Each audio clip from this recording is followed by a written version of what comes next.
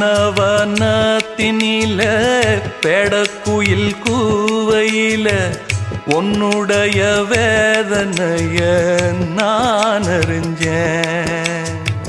பொங்கலத்தில் மாலையிட ஒன்னிரண்டு தோளத்தோட என்ன தவம் செஞ்சேனோ என் மாமா. வண்ணக்கிளி கையத்தோட சின்ன சின்ன கோலமிட உள்ள மட்டும் வழியே நானே உள்ள மட்டும் வழியே நானே.